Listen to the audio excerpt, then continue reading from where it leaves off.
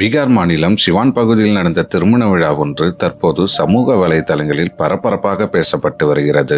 திருமணத்திற்கு முன் கூறிய எண்ணிக்கையை விட 2 மடங்கு உறவினர்களை மாப்பிள்ளை வீட்டார் அழைத்து வந்ததாக கூறப்படுகிறது. இதனால் ஆத்திரமடைந்த மணமகளின் தந்தை விருந்தில் பேதி மருந்து கலந்ததாக தகவல்கள் வெளியாகியுள்ளன.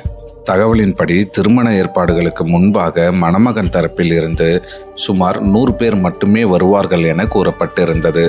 அதனை அடிப்படையாக கொண்டு உணவு மற்றும் பிற ஏற்பாடுகளை மணமகள் வீட்டார் செய்தனர். ஆனால் திருமண நாளில் 200க்கும் அதிகமானோர் மண்டபத்திற்கு வந்துள்ளனர். இதனால் உணவு ஏற்பாடுகள் மட்டுமில்லாமல் மொத்த செலவும் திட்டமும் பாதிக்கப்பட்டதாக கூறப்படுகிறது. இதையடுத்து மணமகளின் தந்தை கடும் கோபமடைந்ததாக தகவல்கள் வெளியாகியுள்ளன. அதன்பின் மாப்பிள்ளை வீட்டாருக்கு பரிமாறப்பட்ட உணவில் பேதி மருந்து கலக்கப்பட்டதாக கூறப்படுகிறது. உணவு சாப்பிட்ட சில நிமிடங்களில் பலருக்கும் உடல் நலக்குறைவு ஏற்பட்டதாக தெரிகிறது. இதனால் மண்டபத்தில் பரபரப்பு நிலவியது. அங்கிருந்தவர்கள் அருகில் இருந்த நதிக்கரையை நோக்கி அவசரமாக ஓடிய காட்சிகள் வீடியோவில் பதிவாகியுள்ளன. சம்பவ இடத்தில் இருந்த சிலர் இதை மொபைலில் பதிவு செய்து சமூக வலைதளங்களில் வெளியிட்டுள்ளனர்.